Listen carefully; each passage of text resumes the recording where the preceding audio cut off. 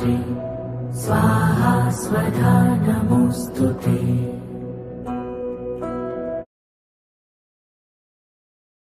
வணக்கம் ஆன்மீக நண்பர்களே, மலையாள மாந்திரிக முறையில் காளிகோவில் சார்பில் இன்னைக்கு நம்ம என்ன பார்க்க போறோம்னா, குலாச்சார விதியில செய்யக்கூடிய மாந்திரிக கர்மங்கள் என்னதுங்கிறது தான் நம்ம பார்க்க போறோம். நம்ம மந்திர விதிகள், பூஜை விதிகள்ல பொதுவே நம்ம தந்திர விதியில செய்யற பூஜை விதிகள் இருக்கு. இப்போ சொல்லுவாங்க, சில விக்கிரகங்கள், சிலைகள் நம்ம பிரதிஷ்டை பண்றோம், இது தந்திர விதியில பிரதிஷ்டை பண்ணது அப்படி சொல்லுவாங்க. அது மாதிரி பூஜையில சில வைதிக விதியில பூஜை பண்றாங்க, அந்த முறை தான் அங்க பண்றாங்க அப்படி சொல்லுவாங்க. சில இந்த காளி அந்த மாதிரி உள்ளதுல இங்க கௌலாச்சார பூஜை அப்படி அப்படி ஒரு விதிகள் அங்க இருக்கு. இப்ப அது மாதிரி உள்ள ஒரு விதிமுறை தான் குலாச்சாரம் என்று சொல்றது. அப்ப மந்திர கர்மத்துல குலாச்சாரம் ரொம்ப சேஷ்டமான ஒரு காரியமாகும். அப்ப என்ன குலாச்சார மாந்திரீகம்ங்கிறத நம்ம பார்க்க போறோம். குலாச்சார மாந்திரிகம் இல்லைன்னா மந்திர விதி பூஜைன்னு சொல்றது ரொம்ப சிறப்பான, ரொம்ப பவர்ஃபுல்லான ஒரு கிரியா ரீதி தான்.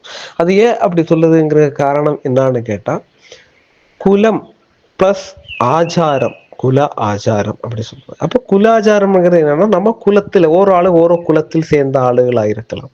அப்ப அந்த குலத்துக்கு ஒரு குலதேவதையும் இருக்கலாம். அப்ப இந்த குலதேவதா சம்பிரதாயம் இல்லைன்னா குலதேவதை வச்சு நம்ம முன்னோர்கள் செய்யப்பட்டு வந்த சில பூஜை முறைகள் இருக்கு. அது சிலப்போ அது வெச்சாராதனா, அதாவது ஒரு கல் மாதிரியா இருக்கலாம். அதை ஒரு சில சொல்லு மந்திரங்கள் இருக்கும்.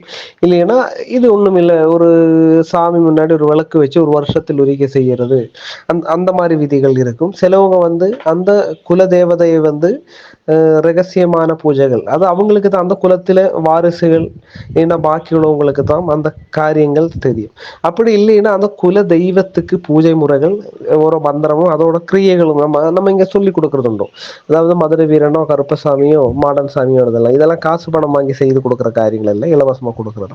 அப்ப இந்த மாதிரி உள்ள காரியங்கள்ல மந்திர முறைகள் செய்தாச்சுன்னா, இப்போ நமக்கு ஒரு மாடன் சாமி குலாச்சாரமா இருக்குன்னு, குலதேவதையா இருக்குன்னா, அந்த தேவதையை வச்சுட்டு ஒரு பூஜை காரியங்கள் செய்யுது. அந்த குலத்தை சம்ரட்சிக்கக்கூடிய தேவதையான அந்த குலதேவதை வச்சு பூஜை பண்றதுதான் குலாச்சாரம்.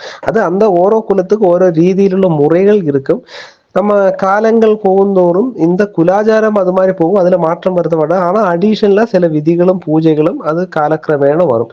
அப்படி வரும்போது சரியான விதியில செய்யும் போது அது சரியான பவரும் சக்தியும், அந்த குல நாசங்கள் இல்லைன்னா குலத்துல வர துரிதங்களை மாற்றி குலத்தை சிரேஷ்டமாக வைக்கிறதுக்கு இந்த குலாச்சார பூஜை விதிகள் நமக்கு யூஸ்ஃபுல்லா இருக்கும்.